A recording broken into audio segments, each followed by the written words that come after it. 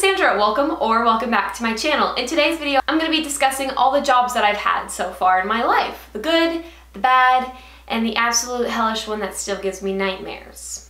So I honestly believe that every teenager should work the holy triangle of jobs.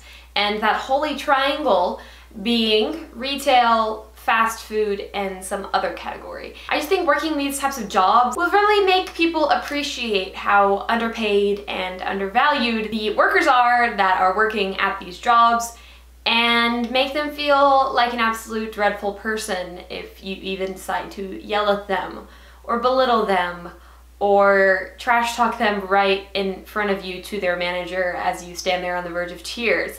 Fun story that happened to me, and I will talk about that later.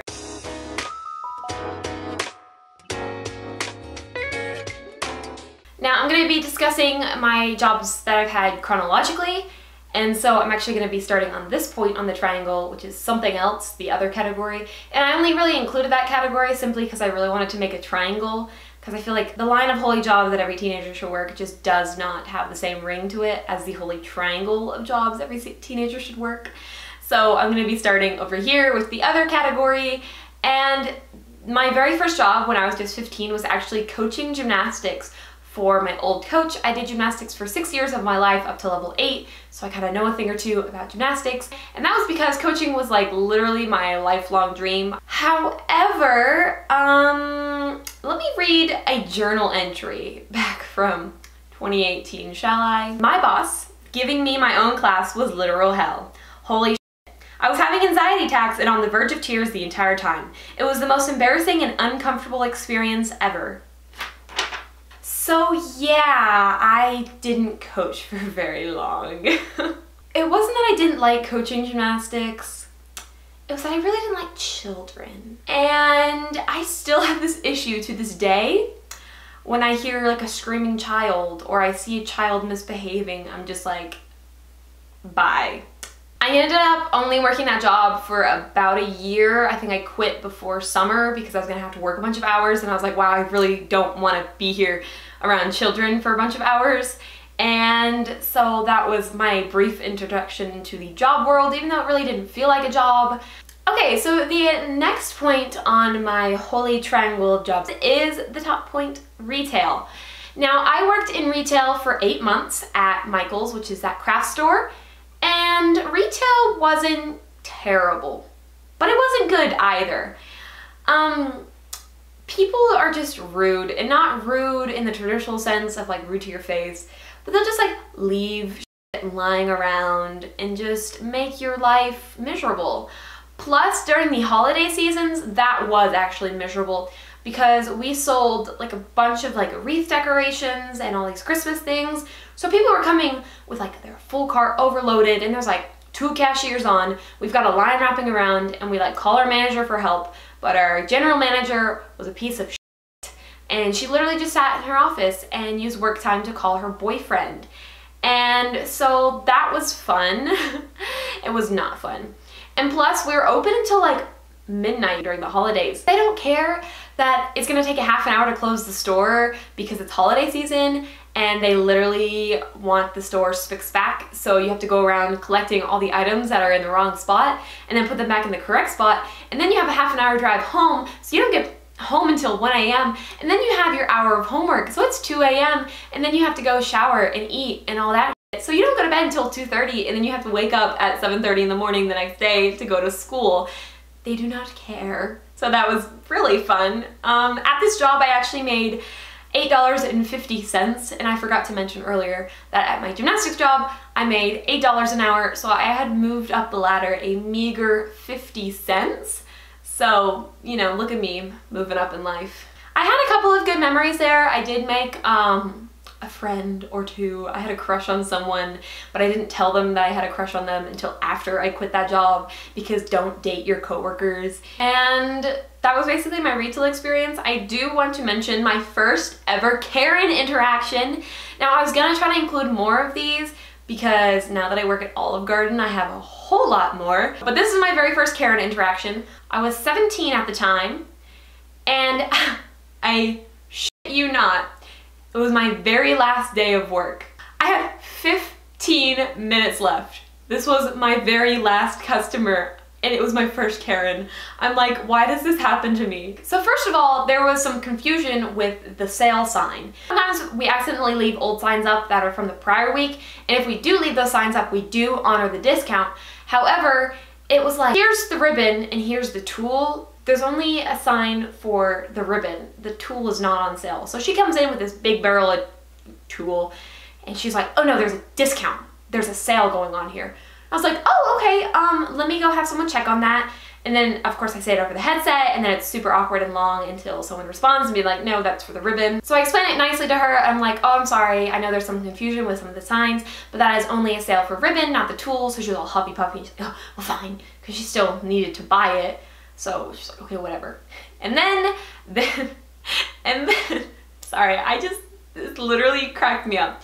She bought 3 packs of sequins, you know, those little like sparkly kid sequins, okay? And they were on clearance. Now, when I was ringing them, when you ring up a clearance item at Michael's, next to like where you ring it up, it has a C next to the price. So you know, hey, that's clearance. So it was ringing up as $2.99 and she bought 3 of them. So whatever. I put them in the bag and she's like, those are incorrect. They're supposed to be on sale. And I'm like, yes, ma'am, they are on clearance, because sale and clearance is 2 different things. And I said, yes, ma'am, they are on clearance. They're ringing up as $2.99. That has that little C next to it, so it means that it did ring up as a clearance item. She's like, no, it's on sale. It's ringing up incorrectly. You need to take it out and fix it. And I was like, well, no, ma'am, it already rang up as clearance. I can't change that price any lower. Like, that is the sale. That is the clearance. She's like, no, you need to reach into that bag and look at the tag. And by then I'm like, oh, shit. Okay, sorry. So I pull out one of the sequins. And I'm like, oh, okay, I'm so sorry. I see what you mean. This is mislabeled, but because it is mislabeled, I can change it. So on the tag, it said $1.99, and we honor those labels even though it was ringing up as $2.99. So I go and I override all the prices for the 3 sequins, saving her the grand total of $3. And she apparently did not like how I was explaining this to her, and I don't understand why, because I really do have a customer service attitude. So I wasn't like, no, like it says clearance, I'm not changing it. And it was just a misunderstanding of me trying to explain like, yes, ma'am, they are on sale. But then she didn't say, no, they're ringing up the wrong price. She was like, no, they're on sale. And I was like, yes, they are on sale. Look at the f***ing screen, I can see that. But she should have said like, no, they're ringing up the wrong price. On the tag it said this, but she didn't. So I was just confused, okay? I was just a little 17-year-old who was a little confused. And she literally saved $3. But, you know, she goes, I think I want to speak to your manager. And I'm like, oh shit, here we go. So I called over my manager, and it was actually Tyler, and Tyler was my favorite manager, dude. Oh my god, he was the bomb.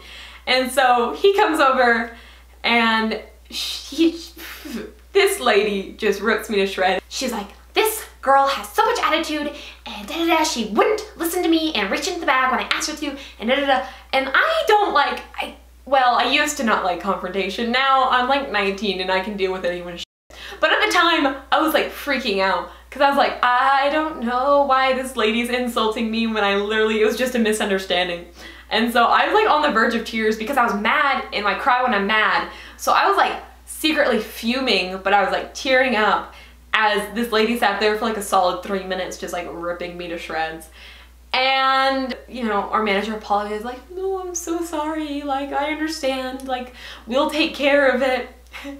I turned to my manager after she leaves, and I'm like, you know that was a load of horse shit, right? Like, and I explained the situation, like, still on the verge of tears. I'm like, I'm literally, I can't. So he's like, just go chill in the break room for the last 10 minutes of your shift. Just go. So I chill back there, fuming, get my freaking tears out, and I'm like, that was the dumbest Karen interaction I've ever had. I mean, it's funny and it's fun to go and call it stupid and laugh at it now, but at the time I was like so mad, and I felt like, so I don't know, it was just bad. That was my first Karen interaction, and it wasn't my last, because moving on to my next point on my triangle, it is food. And so I worked at Olive Garden as a host. Now, as a host, you get to interact with every single person that walks the door and seat them at their table. Now, I got hired at the most unideal time. So I started my training in February, we shut down midway through March, and then April we were shut down like the entire time. Now, the most sucky thing about this was having to stand outside, having to wear gloves, and having it be hot outside, and having people lean way too close into your personal space even without COVID going on. I don't need old men like 4 inches from my face. But anyway, that went on, and I went on to host for about a year. However, in July, I decided to make myself suffer as much as possible. And so I got a second job, and I worked as a Sonic car hop. Don't work at Sonic. First of all, did you know that you're supposed to tip car hops because they're only paid $4 an hour? No, because no one keeps cash on them and they don't provide a tip option on their screens, basically ensuring that employees are underpaid and miserable. Every time I think about Sonic, I just cringe because everything about that was awful. I worked there for 3 weeks and I barely saw the same person every day because literally Sonic has disposable employees. They'll hire them, they'll work for a couple months, and then they quit because they're so miserable, underpaid, and underappreciated. And that was the worst job I've ever had, because usually when you work at jobs and you work really hard and you put in a lot of effort and people can tell that you're going above and beyond with your work value, and they appreciate that and they recognize it and they treat you accordingly. At Sonic, it did not matter how hard I worked. The managers and the trainers were constantly, they were the worst people I've ever had to interact and work with. And I only worked there for 3 weeks. And I'm gonna be honest, I no-called, no-showed my last day because they had treated with me with such little respect, and they didn't deserve or earn my respect back to them. And at this time, I wouldn't normally have done that, but I already had my Olive Garden job, and I had planned on working there for the foreseeable future anyway.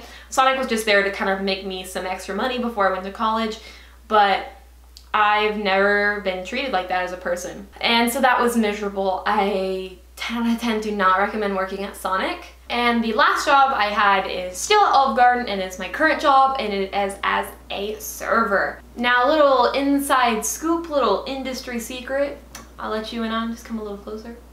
Serving is not that hard, okay? People made it out to be some challenging thing. It's like, no. I've even got to the point where I like to challenge myself because I'm getting bored with serving already, and I started serving in January of this year, so I've only been serving for a few months, but I'm getting bored with it because I've gotten kind of good with like my rhythm and my flow and everything. And so now I've been trying to memorize people's orders and stuff, and I've only been doing 2 tops because I'm just too scared to get it wrong. But I like serving a lot more than hosting, because with hosting there's a lot of standing around, kind of idle moments, and there is that in serving, but less so. And I'm like constantly moving around, constantly doing something, constantly staying busy, and so the time flies by much faster. So those were the jobs that I've had thus far in my life. I'm 19 and I've had 5 different jobs. If you did like this video, please do give it a like, and also comment down below, let me know your Karen stories. I want to hear them.